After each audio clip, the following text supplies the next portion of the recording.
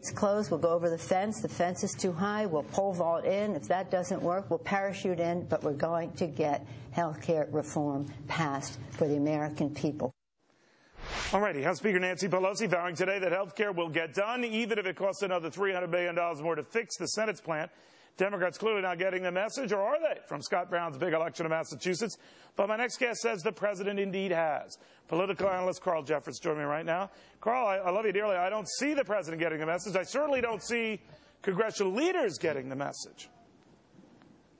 Oh, I think that the president gets the message. And remember, Congress's approval rating, both Republicans and Democrats, are so low that, in fact, it really wasn't the message of Virginia, Massachusetts, and New Jersey that Congress needed to get. They're almost beyond hope. The president, however, was sent a definite message, and I think he got that message. And he Where showed did that you pick up on? I covered the speech last night.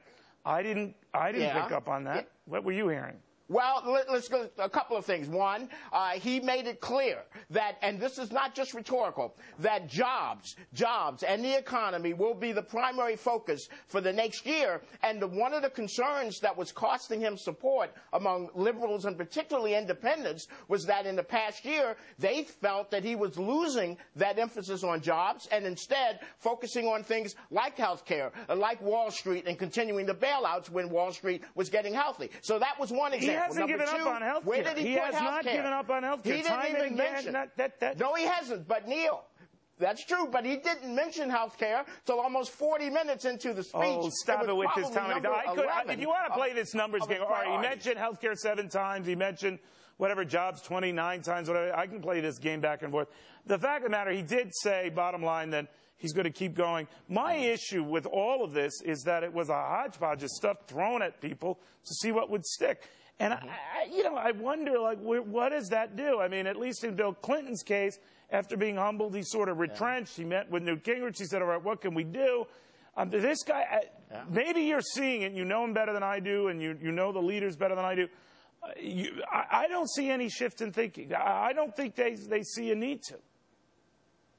Oh, I think they do. And I can tell you, Neil, that, in fact, the speech that we heard last night was a different speech than we would have heard had not the Democrats lost in Massachusetts. How was it a different speech, The president got a message.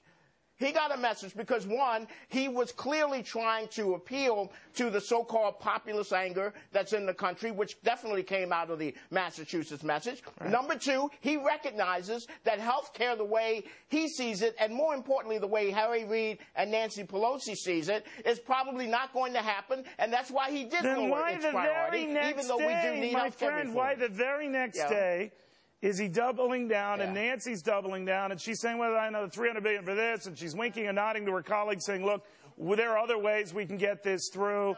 And then, lo and behold, he's in Tampa, Florida, talking up some super fast rail that's going to go to the, I don't know what it's going to do, but it's going to cost a lot of money.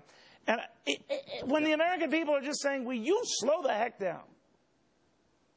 Well, that rail's going to go from Tampa to Orlando. It's about $1.6 billion that had been authorized several months ago, and Joe Biden, they defended it as being ready essentially because they had advanced it. So Joe Biden loves anything. Joe Biden likes anything on a rail, on rails, Well, he used to take the rail commuting from Delaware to Washington for 30 years. Yeah, but Neil, the president showed last night, without question, that he recognizes that he's on a path that if he doesn't pivot differently will cost him bigger than he will lose in November. Listen, the president's going to take a hit this November. We know that, and he knows that. In fact, every president does in their first 2 years. But what is different is that he got a wake-up call in Massachusetts, and if they stay awake and don't sleepwalk from now till November, he can turn this around. Not to turn it around so that everybody's back in his corner and not to win. He will lose seats, but it won't be as many. I don't think you believe what you just said. I don't think you believe what you just said. Well, what I just said makes all the sense. Neil, every time I come on every week, you can't tell me I don't believe what I just said because you keep having me back. So it must make sense to somebody.